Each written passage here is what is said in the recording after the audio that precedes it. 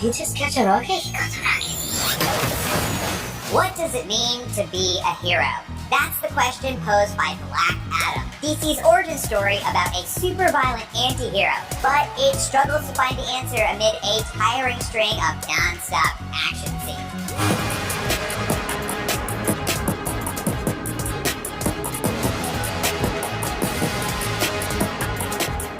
So, Dwayne "The Rock" Johnson stars as a powerhouse from ancient times who explodes into the present day with a bad attitude and lots of flashy lightning effects. I kneel before no one.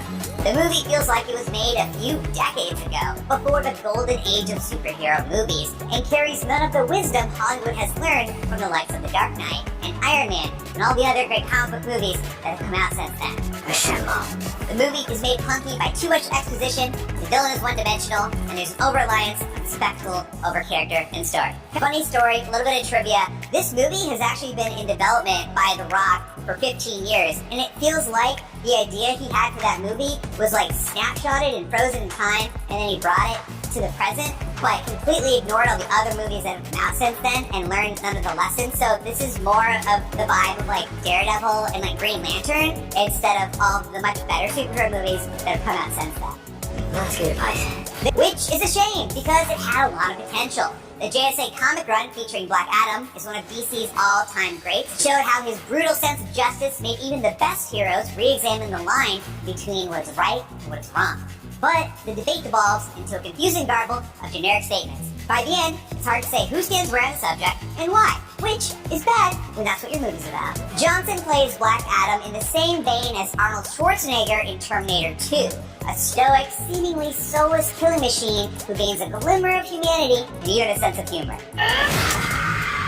Makes him come off as one note when there are clearly more layers begging to be explored. The main figure opposing his violent ways is Justice Society member Hawkman, with his gleaming wings and energized nth metal mace, which is a nice touch I appreciated from the comics. He mainly serves as a punching bag, both physically and metaphorically. He spends the majority of the screen time getting his bird butt kicked, like a lot, and the rest of the time he's attempting to persuade Black Adam to act more like a typical hero. But because he aligns himself with a certain morally bankrupt mastermind, plus he has no good answer for the people of a war-torn country.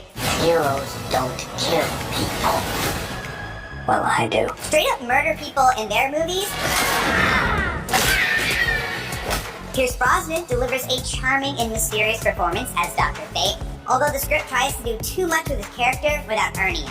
And his abilities look a bit too similar to what we saw Doctor Strange do in Avengers Infinity War. Doctor Strange, of course, got that from the mirror dimension. That's just what Dr. Fate does when he is casting a spell. Make a bunch of copies of himself to beat up on one big bad guy, and they're not allowed to be very accurate about. And it just feels like there's too much overlap between the two. Cyclone and Atom Smasher are in the movie, but don't seem to matter to the plot, and that's a shame, especially for Atom Smasher, because he's the most earnest, entertaining, and natural hero of the bunch. Everyone else spends most of their time dryly explaining the MacGuffin or their backstory. So, with a bit too much going on, Black Adam feels both overstuffed and underdeveloped. And it's not hard to feel as though that's because so much emphasis was put on the relentless barrage of action scenes, where we see Black Adam perform an endless string of PG-13 Mortal Kombat fatalities against nameless goons, then it all starts to get old.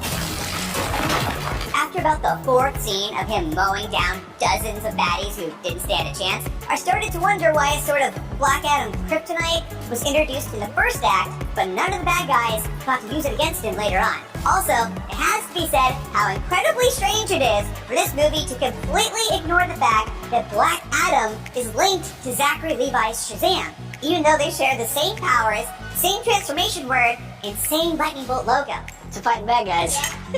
Now, considering there's a second Shazam movie in the works, the whole franchise going on there, while Superman pretty much has been MIA following the 2017 Justice League movie, Nothing but hazards.